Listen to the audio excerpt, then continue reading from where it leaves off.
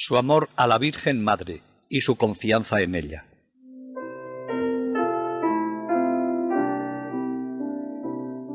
Aunque los escritos de San Bernardo sobre la Virgen no son muy extensos, las páginas que sobre ella nos ha dejado desbordan tanto fervor y están escritas con un estilo tan admirable que bastaron para que fuera considerado como un doctor mariano.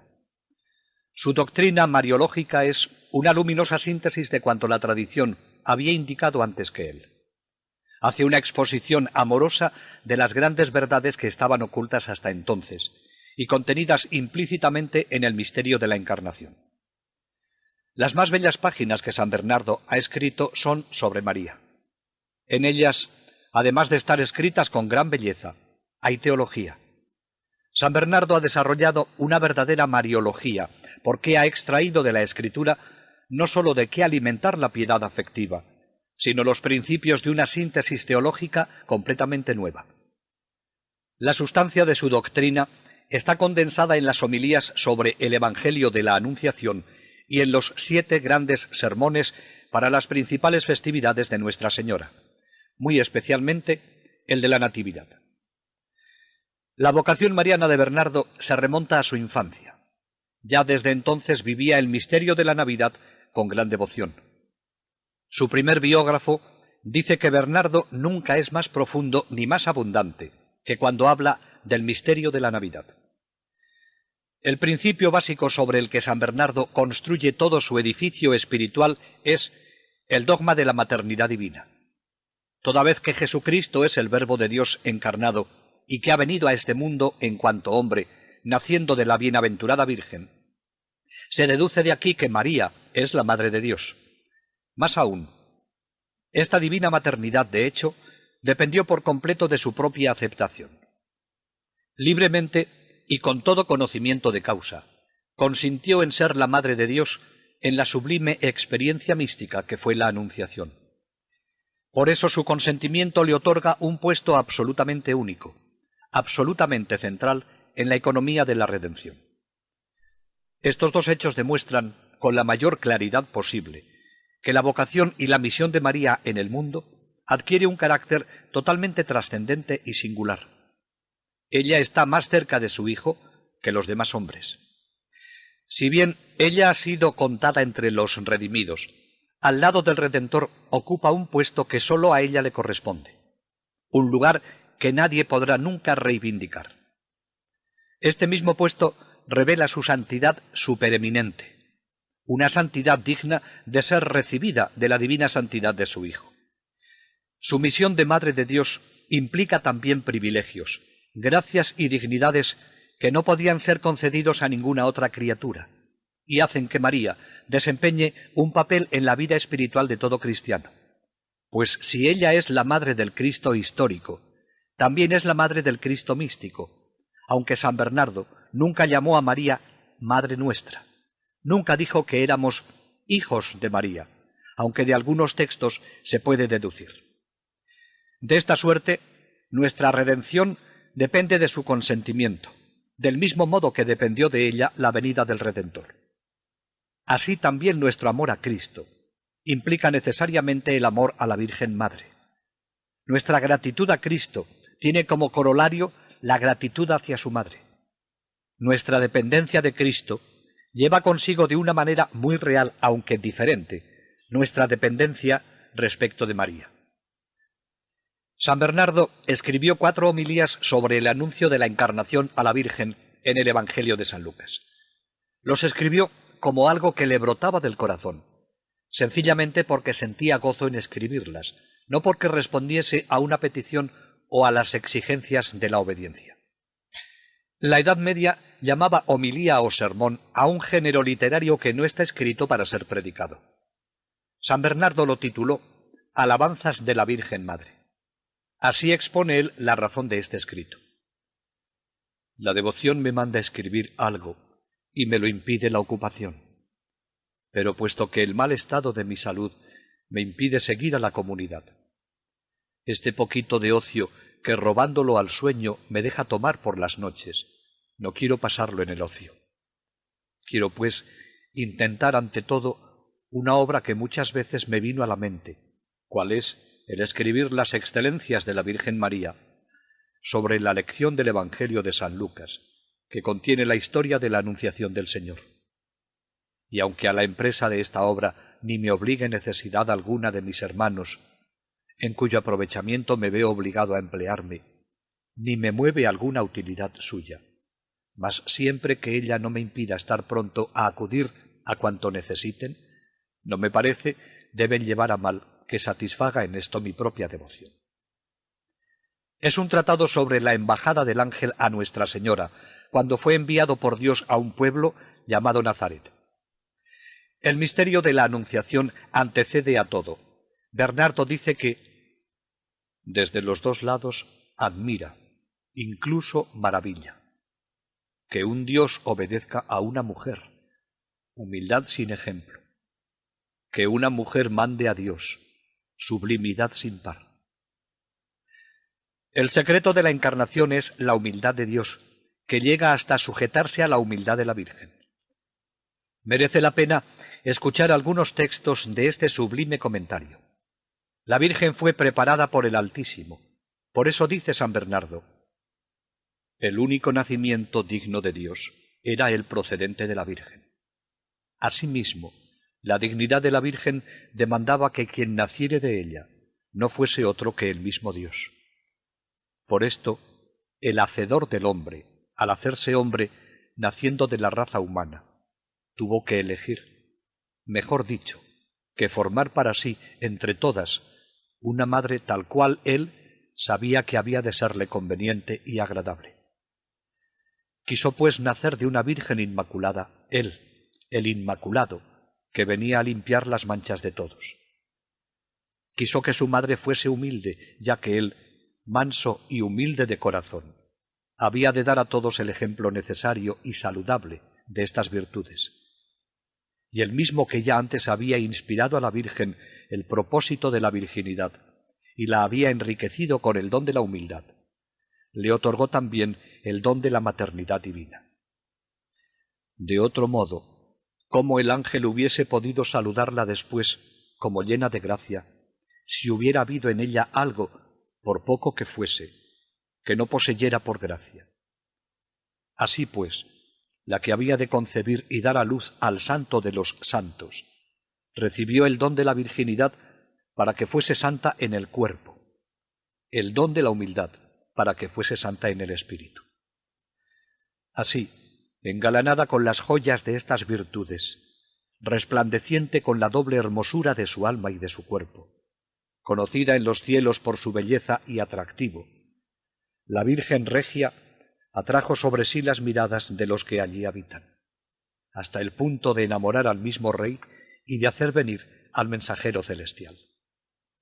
Fue enviado el ángel, dice el Evangelio, a la Virgen, virgen en su cuerpo, virgen en su alma, virgen por su decisión, virgen finalmente, tal cual la describe el apóstol, santa en el cuerpo y en el alma, no hallada recientemente y por casualidad, sino elegida desde la eternidad, predestinada y preparada por el Altísimo para él mismo, guardada por los ángeles, designada anticipadamente por los padres antiguos, prometida por los profetas. En la homilía cuarta hay un texto de especial belleza, en el que Bernardo se dirige a la Virgen y le dice: «Oíste, Virgen, que concebirás y darás a luz un hijo. Oíste que no será por obra de varón, sino por obra del Espíritu Santo. Mira que el ángel espera tu respuesta, porque ya es tiempo de que se vuelva al Señor que lo envió. También nosotros, los condenados infelizmente a muerte por la divina sentencia, esperamos, Señora, estas palabras de misericordia. Se pone entre tus manos el precio de nuestra salvación. Enseguida seremos librados, si consientes. Por la palabra eterna de Dios fuimos todos creados, y a pesar de eso morimos. Mas por tu breve respuesta seremos ahora restablecidos para ser llamados de nuevo a la vida. Esto te suplica, oh piadosa Virgen, el triste Adán, desterrado del paraíso con toda su miserable posteridad. Eso mismo te pide el mundo todo, postrado a tus pies. Y no sin motivo aguarda con ansia tu respuesta, porque de tu palabra depende el consuelo de los miserables, la redención de los cautivos, la libertad de los condenados, la salvación, finalmente, de todos los hijos de Adán, de todo su linaje. Da pronto tu respuesta. Responde presto al ángel. Responde una palabra y recibe al que es la palabra. Pronuncia tu palabra y concibe la divina. Emite una palabra fugaz y acoge en tu seno a la palabra eterna. ¿Por qué tardas? ¿Qué recelas? Cree, di que sí y recibe. Que tu humildad se revista de audacia y tu modestia de confianza. De ningún modo conviene que tu sencillez virginal se olvide aquí de la prudencia. En este asunto no temas, virgen prudente, la presunción, porque aunque es buena la modestia en el silencio, más necesaria es ahora la piedad en las palabras. Abre, virgen dichosa, el corazón a la fe, los labios al consentimiento, las castas entrañas al Criador. Mira que el deseado de todas las gentes está llamando a tu puerta. Si te demoras en abrirle, pasará adelante y después volverás con dolor a buscar al amado de tu alma. Levántate por la fe, corre por la devoción, abre por el consentimiento. Y María da su consentimiento con estas sencillas y humildes palabras. He aquí la esclava del Señor, hágase en mí según tu palabra. Siempre suele ser familiar a la gracia la virtud de la humildad, pues Dios resiste a los soberbios y a los humildes da su gracia. Responde, pues, humildemente, para preparar conveniente trono a la divina gracia. He aquí, dice, la esclava del Señor. Qué humildad esta tan alta, que no se deja vencer de las honras ni se engríe con la gloria. Es elegida por Madre de Dios, y ella se llama esclava. Por cierto, no es mediocre muestra de su humildad el no olvidarse de la humildad en medio de tanta gloria como le brindan. No es cosa grande ser humilde en el abatimiento, pero lo es muy grande y muy rara ser humilde en el honor. San Bernardo no se queda solo en la contemplación, sino que baja a aplicar el ejemplo de la Virgen a nuestra vida, en la que fácilmente nos engreímos, y dice: y yo, hombre miserable y de ningún mérito, aun viendo esto, si me eleva la Iglesia, engañada de mis disimulos, a algún honor, aunque no sea de los mayores, permitiéndolo Dios así, o por mis pecados, o por los de mis súbditos, me olvido al punto de quién he sido, y me estimo tal en mi interior cual me han estimado los demás hombres, que no conocen el corazón. Creo a la fama, no atiendo a la conciencia, y juzgando no la virtud honor, sino el honor virtud. Me creo más santo al verme tan elevado. Sabemos que no cayó en este error San Bernardo, y sabemos cómo reaccionaba ante los honores que le manifestaron. Sin duda le ayudó mucho el haber contemplado el ejemplo de Cristo y de la Virgen en esta virtud tan fundamental como es la humildad. El Hijo de Dios se anonadó. La Virgen dice: aquí está la esclava del Señor. De tanto contemplar al Hijo y a la Madre, salió una copia tan excelente. En un epílogo a las homilías, el joven escritor aparenta querer excusarse de la orientación excesivamente personal que ha dado a esta obra. Los que me reprochen una exposición vana, sepan que mi intención era menos explicar el Evangelio que tomar ocasión de él para hablar de cosas de las que me gusta hablar. Si de todos modos he pecado cediendo así a mi devoción personal, en lugar de buscar la utilidad común, la Santa Virgen tendrá suficiente crédito cerca de su Hijo misericordioso para excusar mi pecado, y es a ella a quien dedico lo poco que valga esta pequeña obra con la mayor devoción. Las virtudes que San Bernardo admira y aconseja imitar de la Virgen son la humildad, la obediencia, el espíritu de silencio, el recogimiento, la práctica de la oración personal y la búsqueda de la unión íntima con Dios en el amor.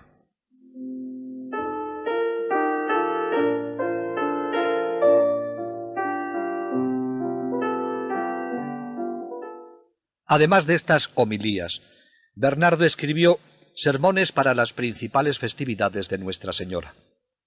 Como el misterio de la Encarnación Redentora es el quicio y la clave de todas las Escrituras, las páginas marianas de San Bernardo son las más llenas de temas bíblicos entre todas las que escribió. Pero también ha sabido alabar a María, aplicándole el lenguaje de su tiempo, y así dice que María es reina, abogada, mediadora, que reconcilia, representa y recomienda a los hombres a su Hijo.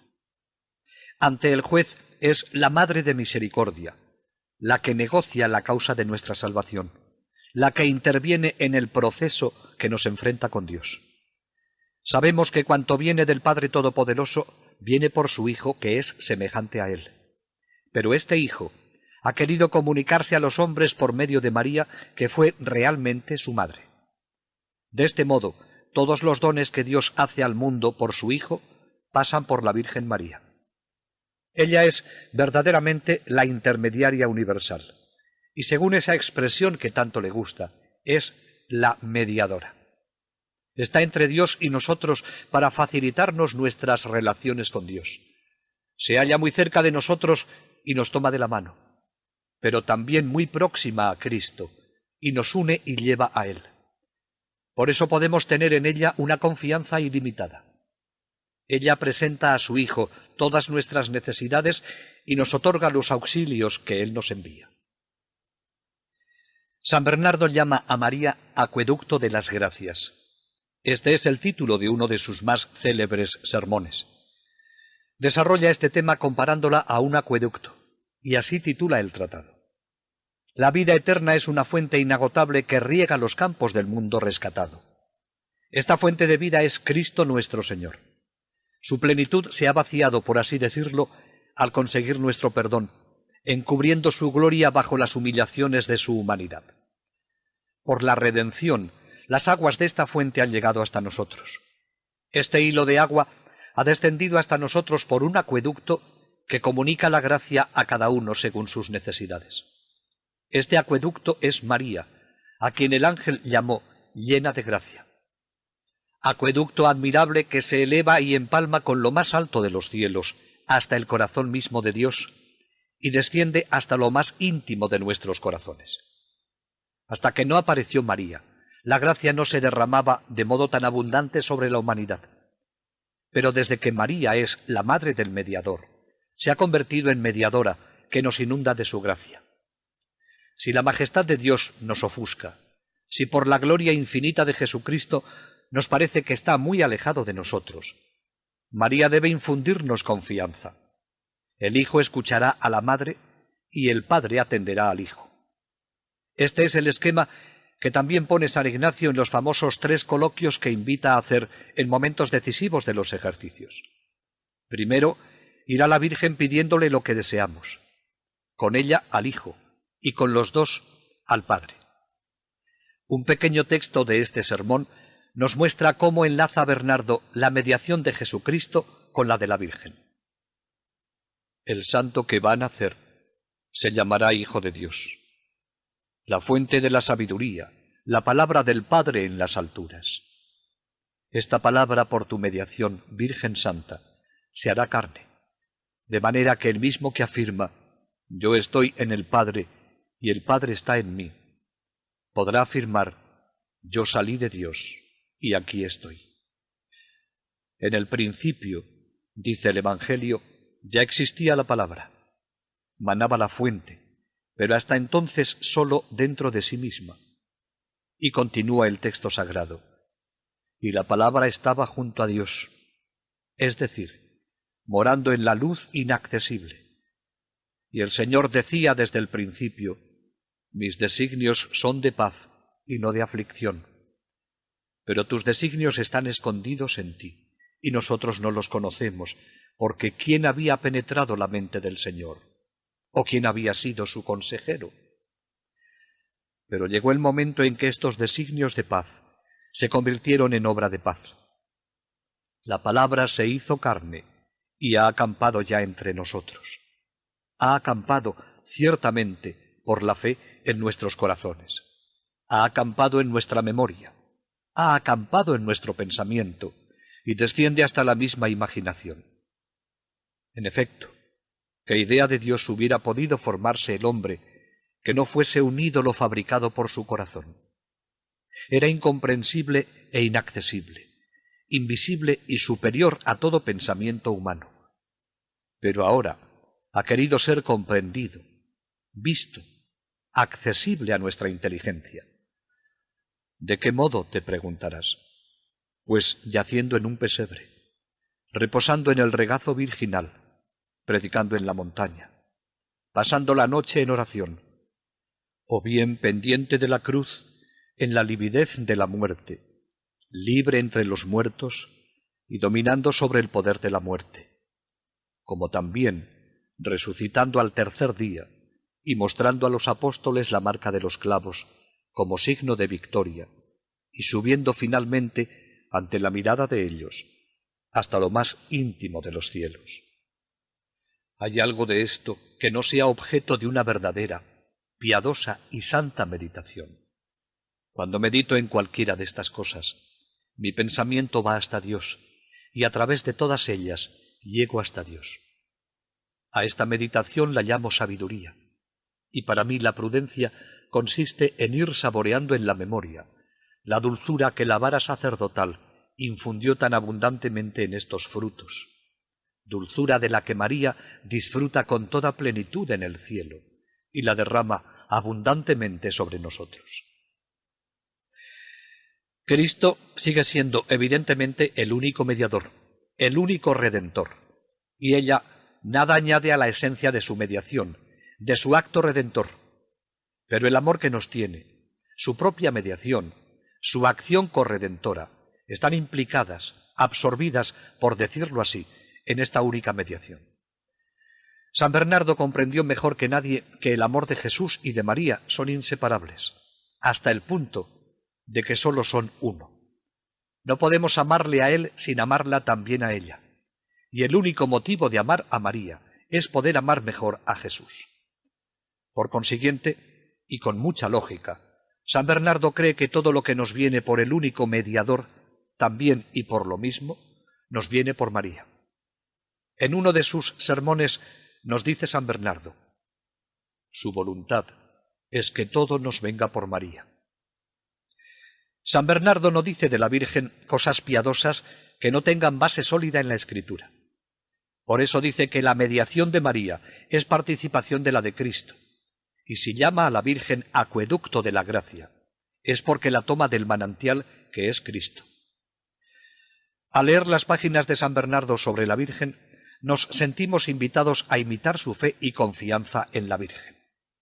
Ella es la que nos enseña a amar perfectamente a Dios, no sólo con su palabra y ejemplo, sino con su mediación omnipotente, que forma, por decirlo así, a Cristo en nuestras almas.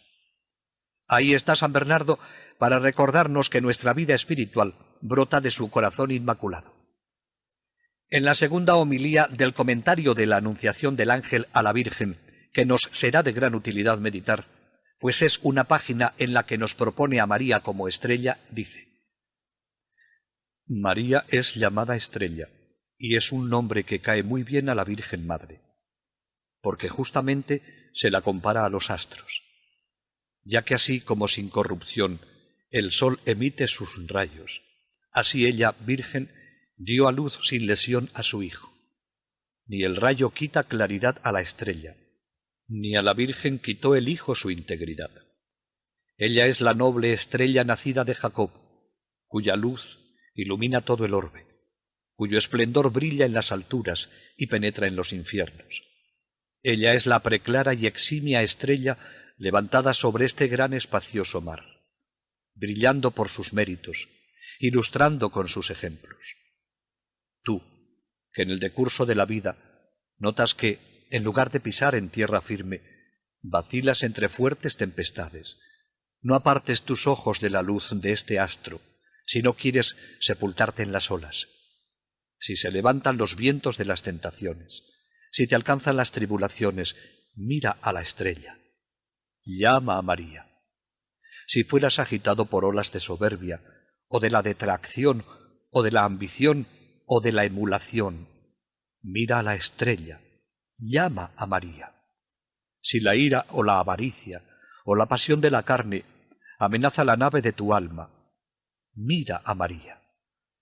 Si turbado ante la memoria de la enormidad de tus culpas, confuso a la vista de la fealdad de tu conciencia, aterrado ante el horror del juicio, comienzas a ser absorbido por la tristeza, a caer en el abismo de la desesperación. Piensa en María, invoca a María.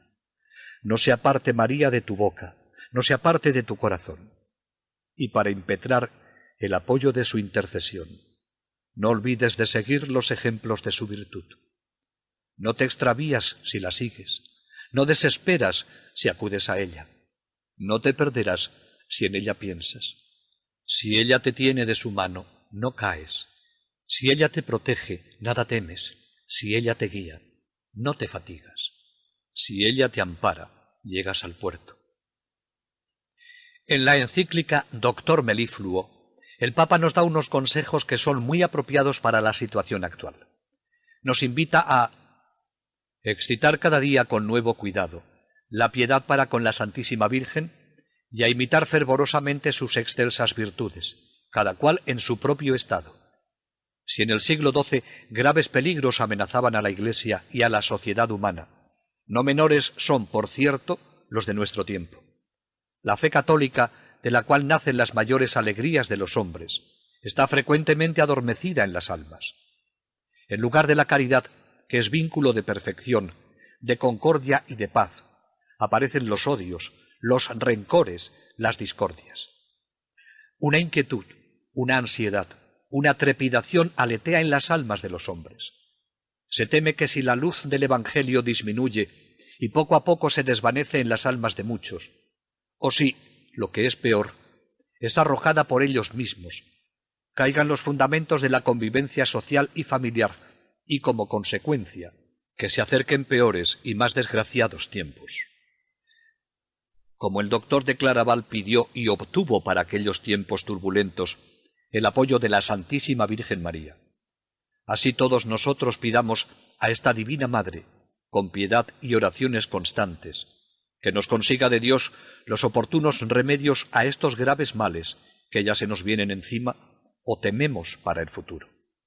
Que ella, por el auxilio divino, benigna y poderosísima como es, nos consiga que por fin brille una sincera, sólida y provechosa paz en la Iglesia, en los pueblos y en las gentes. No tenemos más que mirar nuestro mundo para convencernos de la necesidad imperiosa que tenemos de recurrir a la Virgen, para que ella proteja y defienda a la Iglesia y al mundo de tantos peligros, y nos ayude a los cristianos a vivir con decisión, audacia y fidelidad nuestros compromisos cristianos, aunque el ambiente no nos sea propicio. Es entonces cuando necesitamos imitar sus ejemplos y solicitar más su ayuda. La plegaria que Bernardo hace a María Reina podemos hacerla nuestra. Señora nuestra, mediadora nuestra, abogada nuestra, reconcílianos con tu Hijo, recomiéndanos a tu Hijo, represéntanos ante Él. Haz, tú que eres bendita, por la gracia que encontraste, por la prerrogativa que mereciste, por la misericordia que engendraste, que aquel que tuvo a bien hacerse partícipe de nuestra debilidad y de nuestra miseria, por haber tenido tú piedad de nosotros, nos haga también partícipes de su gloria y de su bienaventuranza, porque tú intercederás por nosotros a Jesucristo, tu Hijo y Señor nuestro. Aunque Bernardo no haya hablado tanto de San José, es el santo del que más habla después de la Virgen, y lo hace guiándose únicamente por la Biblia. Las virtudes que más ensalza en él son su fe, su castidad y su humildad. Y fiel a la tradición patrística, Bernardo capta la importancia de José en la historia de la salvación y su misión en la Iglesia.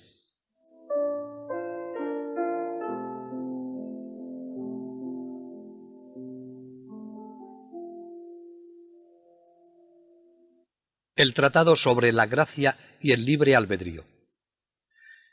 Los siglos XII y XIII consideraron este tratado como la clave de bóveda de toda la doctrina de San Bernardo acerca de la santificación del hombre. Está escrito en los mismos años que el Tratado sobre el Amor de Dios, 1126 a 1127. Es una de las piedras angulares de su teología, una de las principales fuentes en que hallamos su doctrina sobre el alma humana, creada a semejanza de Dios. La libertad es la que conforma al hombre a esta imagen. Esto no es más que otra manera distinta de expresar una idea que ya resalta al hablar sobre el amor a Dios, que el hombre ha sido creado para amar a Dios. Porque para amar a Dios con un amor desinteresado, el hombre ante todo tiene que ser libre. Su elevación a la unión divina es, a la par, una conquista de su libertad. Nuestra libertad fundamental, la libertad de elección, no es más que el paso previo en esta larga ascensión. La posibilidad de obrar entre el bien y el mal es sólo la sombra de la verdadera libertad. Porque la auténtica libertad, en toda su pureza, es obra de la gracia, que al hallar al alma cautiva del pecado, restituye la esencial orientación a una libertad que se inclinaba espontáneamente al mal más que al bien. Sólo entonces la libertad humana es capaz de evitar las malas opciones. Se hace vigorosa, es adulta. En último término, el alma acaba su perfecta liberación en la gloria. Por fin posee una libertad que escoge siempre el bien, que se goza indefinidamente en lo mejor, que no se desvía nunca por cualquier inclinación hacia lo menos bueno. Según San Bernardo, sólo seremos plenamente libres en el cielo. Para que una obra sea meritoria, han de cooperar la gracia de Dios y el libre albedrío. Así nos lo explica Bernardo en este texto que recogemos. Es más fácil conocer lo que se debe hacer que hacerlo, pues una cosa es indicar el camino a un ciego y otra muy distinta, proporcionar vehículo al cansado de caminar. Dos cosas me son igualmente necesarias, que me enseñen lo bueno y que me ayuden a conseguirlo. Para ratificar lo que dice, recurre como siempre a la Escritura, en este caso a lo que dice San Pablo. El Espíritu Santo es quien ayuda a nuestra flaqueza. Todavía más, aquel que me da por tu boca el consejo, creo que es preciso que me dé la ayuda, por medio de su Espíritu, para cumplir tu consejo. Mas supongamos que gracias a su inspiración tengo ya el querer. A pesar de eso, todavía no atinaré en cómo poder realizarlo.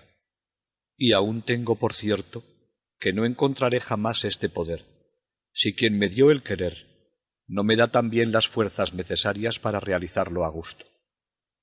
Mas ya os oigo preguntarme, si así es, ¿dónde está nuestro mérito? ¿Qué puedo esperar de nuestra actividad? Oye, no por las obras de justicia que hicimos nosotros, sino por su gran misericordia nos hizo salvos. ¿Pues qué? ¿Crees acaso que eres el único autor de tus actos y que podías salvarte por tu propia justicia, cuando ni puedes pronunciar con mérito el nombre de Jesús sin la gracia del Espíritu Santo? ¿Te habías olvidado hasta ese punto de aquello que está escrito? Sin mí no podéis hacer nada. ¿No recordabas aquello otro? No es del que corre ni del que se afana, sino obra de Dios misericordioso. ¿Qué hace, pues, el libre albedrío? Dices. Brevemente respondo, salvarse. Quita el libre albedrío y no habrá nada que haya de ser salvado. Así como si quitas la gracia, ya no habrá nada con que poder salvarse. La obra de nuestra salvación no puede darse si falta alguna de estas dos cosas, la una para hacerla y la otra para que en ella se cumpla y ejecute. El autor de nuestra salvación es Dios. El libre albedrío sólo es capaz de recibirla. El libre albedrío coopera a la gracia cuando consiente, o sea, cuando se salva. No puede haber consentimiento si no es voluntario. Luego, donde hay consentimiento, allí hay voluntad, allí hay libertad.